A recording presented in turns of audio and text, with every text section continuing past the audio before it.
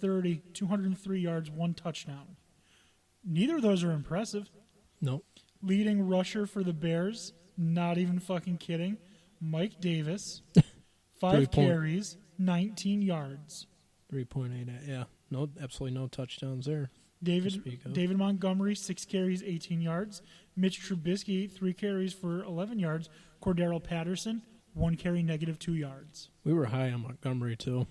Yeah, and I mean, 3 yards per carry would have been nice, but why is Trubisky throwing the ball 45 times when you're down by 4 and you have 2 running backs that have shown that they can get over 3 yards per carry?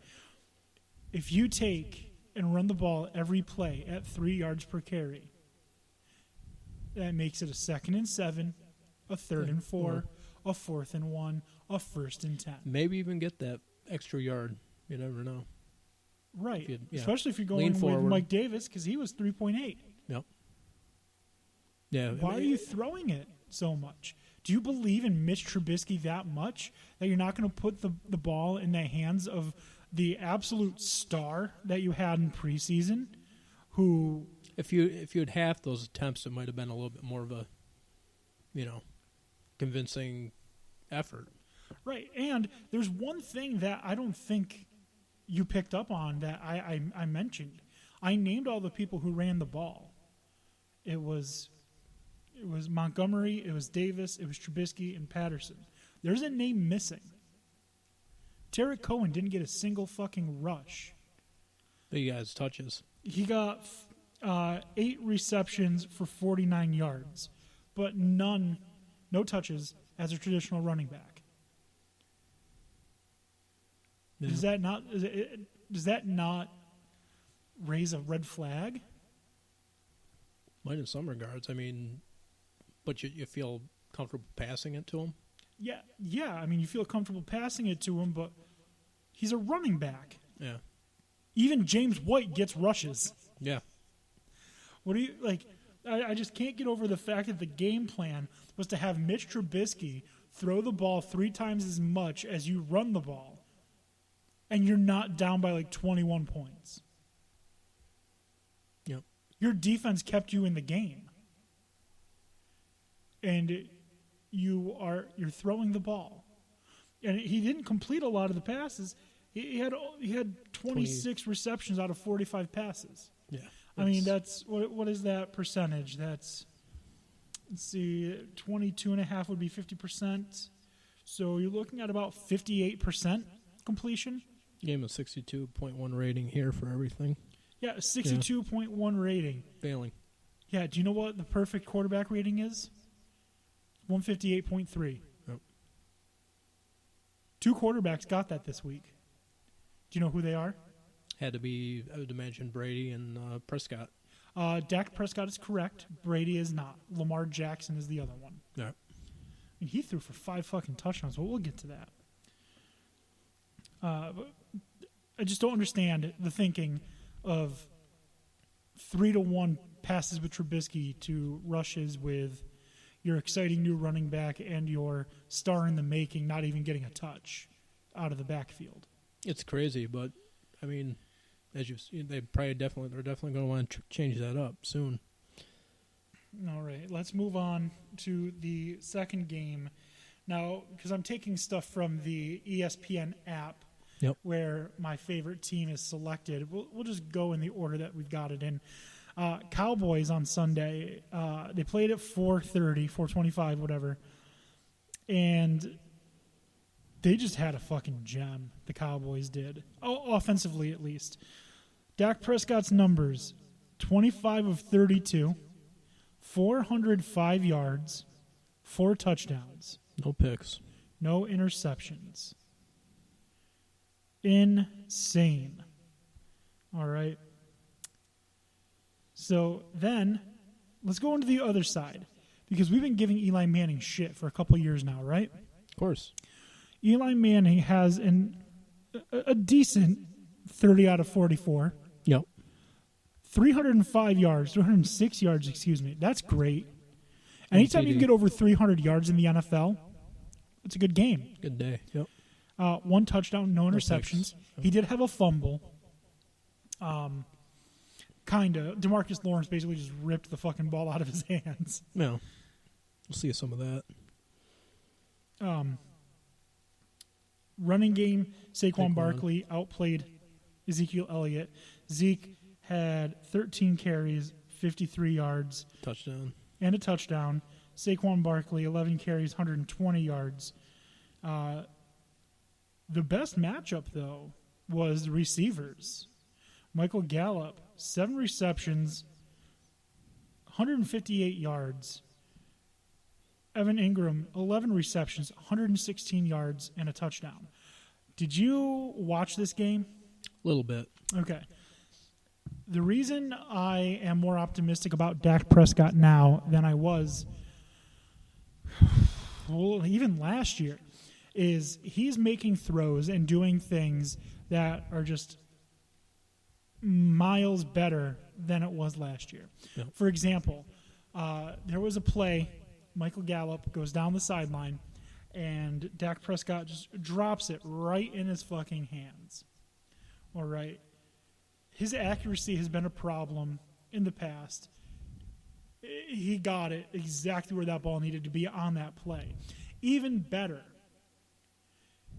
Dak is not one that has many turnovers, but he has a lot of plays that are kind of risky. This game, it looked like he eliminated risk while still taking low percentage shots. And the ball was dropped into his hands over his outside shoulder where the corner could not get the ball. It was either going to be Gallup or it was going to be an incompletion. Dak didn't make throws like that last year. No. Not many. No, I mean, there was a lot of favor on Zeke and what the run could do. His progression read got a lot quicker. You could tell he would look for the deep threat, mid threat, and then check down. And a lot of times the ball ended up having to go to the mid threat, which a lot of times was Amari Cooper basically in the middle of the field for 10 to 12 yards, Yep. which is a lot different than his wildly inaccurate bombs and just stupid little fucking checkdowns to Cole Beasley last year. Yep. So I've seen an improvement in him. The biggest improvement's got to be Michael Gallup, though. If Dak's accuracy sticks, they're really projecting him to have a breakout year in Gallup. Oh, yeah, Michael Gallup really frustrated me last season because as the season went on, I did not see much progression. And I was really hoping that by the time this season started, that if you go across the NFL, that he's a top 5 number 2 wide receiver. I know that it's tough because if you're talking about number 2 receivers, you've got, at the time last year it would have been Juju Smith-Schuster. Yep. Okay. It would have been, so this is a bad argument because I'm going to do some then and now. But we'll go with now. Okay. So you have Will Fuller. Yep. Okay. You have Stephon Diggs. I'd say Adam Thielen's the number 2. Adam Thielen. I still say Stephon Diggs is the number 1, in my opinion. So, yeah, Adam Thielen. You got Mohamed Sanu. Yep. You got Jarvis Landry. Yep. Who else is the number 2 receiver? Mike Williams. Yeah, in L.A. Yep. Yeah. So, Michael Gallup should be, theoretically, close to playing in that league. I mean, I think Jarvis Landry, if he doesn't have Odell Beckham, and on at least 20 of the teams, is the number 1 receiver in the NFL. In the NFL. He's not, a number 1 receiver in the NFL. He's not the number 1. He is a number 1 receiver. So, I really was impressed by what I saw from him. His route running was better. His ability to break away from the secondary, which I get is the Giants, and it's going to be tough to tell because the Giants' defense just is not good. All right. But I thought he looked like a legitimate threat wide receiver. And, of course, Amari Cooper looked good. And Randall Cobb looked good. Yeah, that was a Even though little you bit of a guys were all surprise. giving me shit for it, saying that he's going to make a big difference. If he's got to stay healthy too. Did you? There was one play where Cowboys needed I think it was 12 yards, and he caught the ball at 5 yards down the field. Yep. And I was sure the Giants had him stopped. But then he just put this wicked stiff arm on whoever the Giants' corner safety was, and then just threw him down and took it for 15 yards. Crazy. How about Jason Witten's comeback here? And then Jason Witten gets a touchdown, and Blake Jarwin gets a touchdown. I would say probably, though, out of your receiving core, I could see, as we said, if he stays healthy, Randall Cobb could probably be the dark horse. He doesn't need to do much. No. He He'll just make a big play when, it's needed. Yeah, and then you also have that speed threat of Tavon Austin, who they can line up in the backfield, who has been a running back. Yep. They can line him up as a wide receiver. They put him on kick and punt returns. It can be frustrating, though, when it's you see a lot of these resurging, of past players, really make an impact again, like last year being C.J. Anderson. Yeah, and I mean, Tavon Austin just has the ability to really change the complexion of a game. I don't know how much you remember Percy Harvin. A little bit. Play. Yeah. He could do it all. He could run, he could receive, he could return. It just got, they literally got spoiled. He's got the Jets, man. If you line him up at wide receiver, send him in motion, and give him a jet sweep or an end around, he could take it for a touchdown. That's the kind of speed he's got. Yep. And so I think Tavon Austin adds a little bit of depth to the complexity of the playbook that the Cowboys have. And right now it looks like Kellen Moore is just so much more creative of an offensive coordinator than Scott Linehan was. And John Kintner looks like he's found something in Dak Prescott that Kellen Moore couldn't, that Jason Garrett couldn't. Jason Garrett still needs to fucking go. My God. He's past expiration. Yes, that's a topic for another day. Yeah. Anyways, let's move on because Cowboys beat the shit out of the Giants, 35-17. As expected. Do you know who else got the shit kicked out of them? Oh, boy. It's the fucking theme of the day. Steelers. Oh, nope, we'll get to them. But the Browns. Yeah. They looked like Browns. Like Brown stains. Played like shit. Exactly. Tennessee Titans, 43-13. Wow. Yeah, Baker Mayfield, 1 touchdown, 3 interceptions. That is not the ratio you want to see. Not at all. 285 yards, 25 of 38. Those aren't horrible. It's the 3 interceptions that is horrible. Big red flag here. Marcus Mariota, 14 of 24, 248 yards, 3 touchdowns of his own. Nick Chubb for the Browns carried the ball 17 times, 75 yards. Not horrible. You can't run for 100 yards every game. No.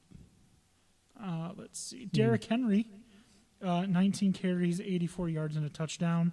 Well, for the sake of argument, he was lighting it up at the end of last season. Derrick Henry? Henry, yeah.